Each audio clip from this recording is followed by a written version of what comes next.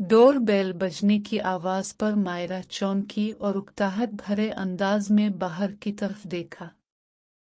न जाने कौन आ गया था इस वक्त।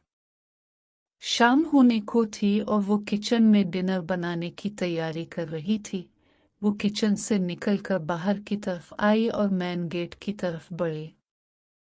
इस वक्त घर पर वो अकेली थी और इसे ही दरवाजे पर जाकर देखना था कि कौन है। दरवाजे के करीब रुक उसने दबी आवाज में पूछा, कौन है? क्या ये दानियाल अलवी का घर है? चंद लम्हों के सुकूत के बाद दरवाजे की दूसरी तरफ से भारी मर्दाना आवाज में पूछा गया था। जी यही घर है उनका।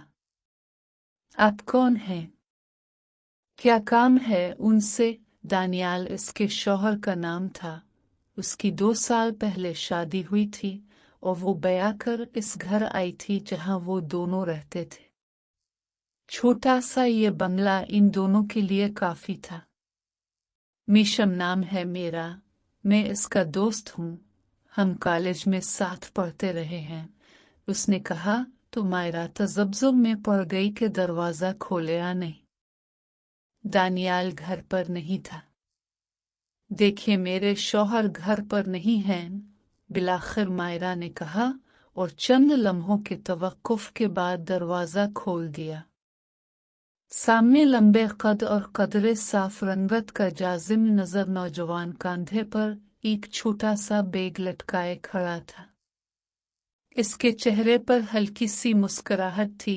मायरा को इसका चेहरा शनासा लगा, शायद वो उनकी शादी में आया था। अस्सलाम अलैकुम भाभी। शुक्र है दरवाजा खोल लिया आपने, वरना मुझे लगा यहीं से वापस लौटा देंगी मुझे, इसने खुश दिली से मुस्कुराते हुए कहा और अंदर आया। फिर जरा चौंक कर मायरा की तरफ देखा। इसकी नजरों में तब्दीली को मायरा ने महसूस किया और वो कदरे बौखला गई। उसने दोपट्टा नहीं पहन रखा था और नंगे सर ही दरवाजे की तरफ आ गई थी। अब वो उसे गहरी नजरों से देख रहा था। अब वो उसे लेकर ड्राइंग रूम में आई और बोली, बैठ जाए यहाँ, मैं आती हूँ। उसे वहीं बिठाकर वो अपने कमरे की तरफ आई, एक दुपट्टा उठाकर पहना और दानियाल को काल मलाई। हेलो, क्या बात है? दानियाल ने काल पक करने के बाद खुरदरे लहजे में पूछा था। कैसे हैं? मायरा ने तहम्मुल से कहा। वो हमेशा इससे तल्ख लहजे में ही बात करता था। मायरा को नहीं याद था कि कभी इसने नरमी से बात की हो। ठीक हूँ, क्यों फोन किया है तुमने? जल्दी बताओ, मैं काम कर रहा हूँ, टाइम नहीं मेरे पास, वो उकताए हुए से अंदाज में बोला था।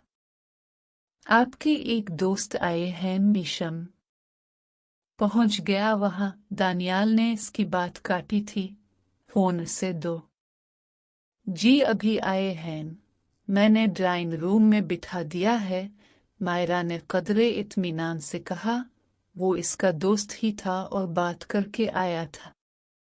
मेरी बात कराओ इससे जल्दी, दानियाल ने कहा तो मायरा ने फोन लाकर ड्राइंग रूम में बैठे मीशम को थमा दिया। वो दोनों आपस में बात करने लगे। लगता था काफी बेतकल्लुफी थी। मीशम उसे कई अलकाबात से भी नवाज रहा था। कई मिनट बात करने के बाद मीशम ने फोन इसकी तरफ वापस बढ़ाया। वो सोफे के करीब ही खड़ी थी। मायरा ने फोन कान से लगाया। सुनो, दानियाल कह रहा था, ये मेरा बहुत खास दोस्त है, मैं भी कई बार उनके घर जाता रहा हूँ, इससे यहाँ कोई मसला नहीं होना चाहिए। ठीक है, आखिर में इसका लहजा सख्त हो गया था, ये शायद कुछ दिन यही रहे, तुम ख्याल रखो इसका, तब तक मैं भी खुद को एडजस्ट कर लूंगा। ठीक है?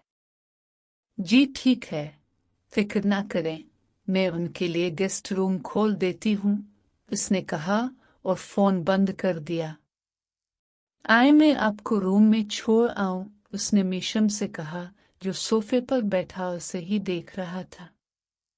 ये तो आपकी बहुत बड़ी नेकी होगी अगर आप मुझ जैसे थके हुए मुसाफिर को ठिकाना दे दें, उसने कहा तो मायरा मुस्कुराए। दानियाल कई दिनों से गुजरांवाला गया हुआ था और वो घर में बुरी तरह तन्हाई का शिकार हो गई थी। तो टीवी देखती रहती थी या घर के छोटे मोटे कामों में खुद को मसरूफ रखती थी। कभी कभार तो उकता कर दीवारों से बातें करने लगती थी। अब वो आया था तो इससे बात करके इसकी तन्हाई तो कम हो जाती। गेस्ट रूम का दरवाजा खोलकर वो भूरे रंग के कारपेट पर कदम रखती अंदर आई। वो इसके पीछे अंदर दाखिल हुआ था। गेस्ट रूम दरमियाने साइज का था, जिसके एक तरफ डबल बेड था, साथ ही एक साइड टेबल पड़ा था जिसके ऊपर छोटी मोटी चीजें पड़ी थी। सामने ही 2 सोफे रखे हुए थे। एक खिड़की थी जिस पर पर्दे पड़े हुए थे। कमरे के एक कोने में अटैच बाथरूम का छोटा सा दरवाजा था। ये रहा आपका रूम, आप इत्मीनान से यहाँ आराम करें, हर चीज यहाँ मौजूद है। फिर भी किसी चीज की जरूरत हो तो मुझे बता दे। वो इसकी तरफ मोड़ कर बोली जो रूम का जायजा ले रहा था। मायरा ने इसे देखा। वो काफी पुरकशिश मर्द था, लेकिन इस वक्त चेहरे पर हल्की सी थकन थी। उसने इस बात में सर हिलाया तो वो बाहर आ गई और वापस किचन में आकर काम में मसरूफ हो गई। लेकिन इसका ज़हन जरा सा उलझ गया था। वो मुसलसल अपने मेहमान के बारे में सोचे जा रही थी। अभी इसका हल्का सा तारुफ हुआ था और वो इससे ज्यादा बात नहीं कर पाई थी। इससे नहीं पता था वो क्यों आया है और किसी होटल में क्यों नहीं ठहरा। इसकी और दानियाल की दोस्ती कितनी गहरी थी। इससे पहले दानियाल का कोई दोस्त ऐसे घर पर नहीं आया था। दानियाल बहुत सख्त गिर मर्द था, लेकिन आज उसने खुद ही इसे घर पर ठहरा लिया। यकीनन उनकी दोस्ती खासी गहरी थी। उसने सोचा। शाम गहरी होने लगी थी। वैसे तो वो कुछ भी बना लेती, लेकिन अब मेहमान आया था तो उसकी पसंद नापसंद जरूरी थी। वो यही सोचती किचन से निकलकर उसके कमरे की तरफ आई। दरवाजे के करीब रुककर उसने दस्तक देने के लिए हाथ उठाया, मगर दरवाजा लॉक नहीं था और हल्का सा हाथ लगते ही खुल गया। नीम दरवाजे से इसकी नजर अंदर गई। वो बेड पर चित लेटा सो रहा था। उसने कपड़े भी नहीं बदले थे। मायरा धीमे कदमों से चलती अंदर आई और बेड से जरा दूर आकर खड़ी हो गई थी। वो एक हाथ सर तले रखे सो रहा था। सीने में हल्का सा इर्तिआश सांसों की आमद और रफ्त का पता दे रहा था। वो गहरी नींद में था। बाल पेशानी पर बिखरे हुए थे और शर्ट के कई बटन खिले थे। मायरा को उसे यूं लेटे देखकर अजीब सा महसूस हुआ। उसका गला सूखने लगा था। सर झटक कर वो जल्दी से बाहर निकल आए। न जाने कब इसकी आंख खुली थी। इस्लामाबाद से कई घंटे की फ्लाइट लेकर वो लाहौर आया था और काफी थक चुका था। इसके पापा ने यहाँ एक प्लाट लिया था और पेशगी अदायगी कर दी थी, मगर इसमें कुछ पेचीदगियां पैदा हो गई थी। इसे इस मसले को निपटना था। आने से पहले इसने दानियाल को कॉल की थी और इसे बता दिया था कि वो लाहौर आ रहा है। अब वो यहाँ मौजूद था, मगर दानियाल यहाँ नहीं था। सिर्फ इसकी बीवी थी जिससे वो मिला था और इसे दानियाल पर रश्क आया था। दानियाल जैसे मामूली शक्ल और सूरत के इंसान की बीवी काफी खूबसूरत थी। उसने मायरा को सादा से हुलिये में देखा था जिसमें वो बेहद खूबरू लगी थी। उसने दोपट्टा नहीं पहन रखा था और जवान बदन की उठान ने मीशम को चौंका दिया था। इसे यकीन था कि अगर वो बन सांवर जाती तो इससे नजरें हटनी मुश्किल हो जाती। यकीनन इस घर में कुछ दिन इसके सब्र को आजमाने वाले थे। वो नीम गर्म पानी से शावर लेकर बाहर निकला और शीशे के सामने खड़े होकर शर्ट के बटन बंद करने लगा। कफ के बटन पीछे को उल्टे थे और उसकी मजबूत कलाइयां दुखने लगी थी।